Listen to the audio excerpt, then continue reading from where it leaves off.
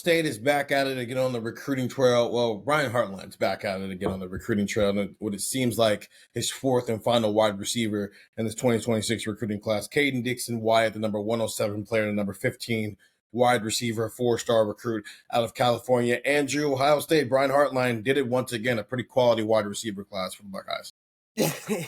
Yeah, I mean, you reach this point of recruiting, right? You reach this kind of point of, hey, let's talk about this position, what they need, and this position, what they need.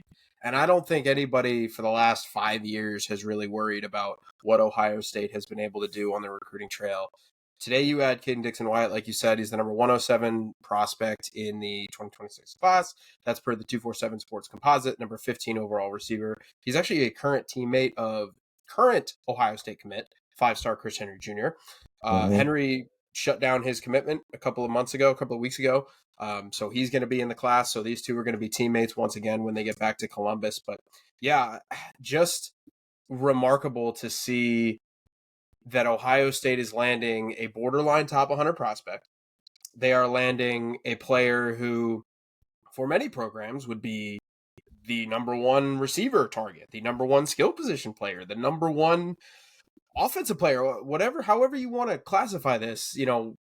This is impressive because, he's a really good player. But with Ohio State, we talk about Kayden Dixon-Wyatt as here Ohio State goes again. Here Brian Hartline goes again. And that to me has kind of been the most impressive thing as you look at this recruiting class, because you said it. It kind of feels like this recruiting class is done. They now have 4 receivers in this class. I mentioned Chris Henry. You have 4-star Jaden Ricketts. You have 4-star Brock Boyd. Boyd just committed or flipped his commitment from TCU a little while ago. So now you have those 4 in the class, and it kind of feels like you're set. Ohio State has 4 receivers, and they have 12 total commitments. 1/3 of their 2026 class is receivers. Just impressive, the talent, impressive, the quantity. Really, really impressive on how Brian Hartline and Ohio State have kind of evolved this position and really kind of made this the shining example of receivers in college football. So let's just talk about him for a second. 6'2", 180 pounds. What is he? Is he an inside guy? Is he a slot guy? How does he maybe project onto Ohio State's team? Yeah, I think he's probably going to be able to play on the outside, but I would not be surprised if you see him in a Emeka Egbuka type of role. You have Jaden Ricketts in this class. He feels more like your slot guy. He's a little bit more undersized. Chris Henry Jr., he's not playing in slot, right? He's 6'5", 6'6". He's playing on the outside. I mean, I guess if you want to do, goal line packages and things like that and bump him down, which, oh boy, we could talk about this later, but Jeremiah Smith on one side and you have Chris Henry Jr. in the slot, or maybe they're on the same side. Oh, just terrifying for defenses when Chris Henry Jr. gets to campus. But yeah, you have a couple of different options here. I think you do have some flexibility. I mean, he's got prototypical size to do really whatever you want him to do. He's a solid runner in the 40-yard dash. He's not necessarily a burner, but he's physical. You watch him like in his 7-on-7 tournaments and OT7 and things like that. I mean, he's just an incredible receiver in terms of how he goes and makes plays. So I think you could really put him wherever. You have Brock Boyd in this class, who's also 6'2". You start to kind of map out where this group is headed. And with a lot of bigger bodies, maybe you want to put a smaller type of guy in the slot. They've had some bigger bodies, Quincy Porter, things like that in the last couple of classes. So it's okay. Maybe he does bump into the slot, but frankly, I think you could use him wherever you want. And frankly, I mean, when you talk about him as a football player, you watch his film and there's not really anything that you look at and say, all right, he can't do this, he can't do that. I think Brian Hartline has a lot of options with him. I'm just calculating this class here. Right now, pre-commitment, they're 6th. Now with this commitment, they move up to 3rd behind USC and Notre Dame, and passing Clemson, LSU, and Penn State. Andrew, I think the most impressive thing about this is it's another example of Brian Hartline can do whatever the heck he wants. And yeah, bear with me here. Yes, Ohio State's gotten people out of California before. Phillip Bell was a wide receiver out of California. Chris Olave was a wide receiver out of California. C.J. Stroud, Court Williams, the list goes on of California people. But these guys have not signed yet. Wyatt Davis from out of California. He's the highest rated guy they've ever signed out of California right now. Brady Edmonds, their 2027 quarterback recruit, he's out of California. So California is not an issue for Ohio State. But this high school, modern day high school, is a problem for Ohio State. They have not been able to crack that. They've had 16 guys sign with Ohio State out of California since 2000, according to 247 Composite.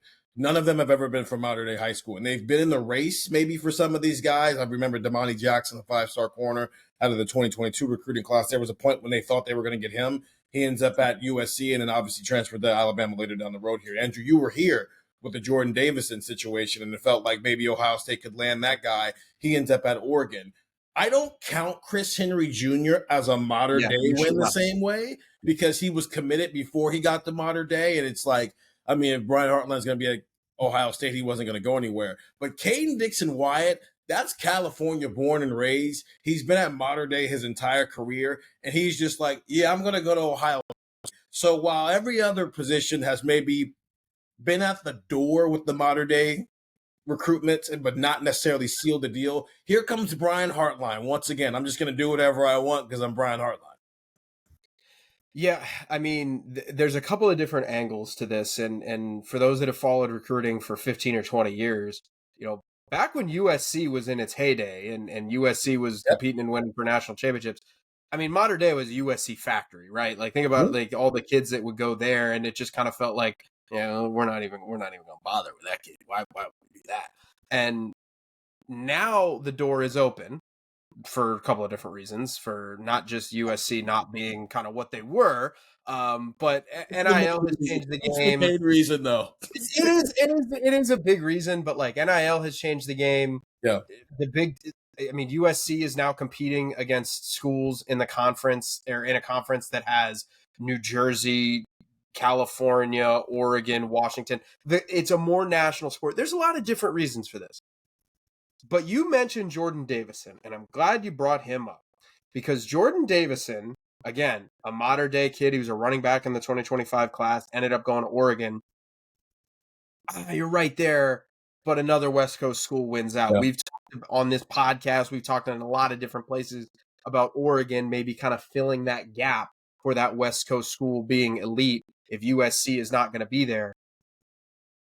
Ohio State came in and got Kayden Dixon-Wyatt. Now, he did have a national recruitment. He did have national schools. USC and Oregon were on his list, but so were Texas and Alabama. Mm-hmm. It did kind of feel like, though, that the top three was Ohio State, USC, and Oregon.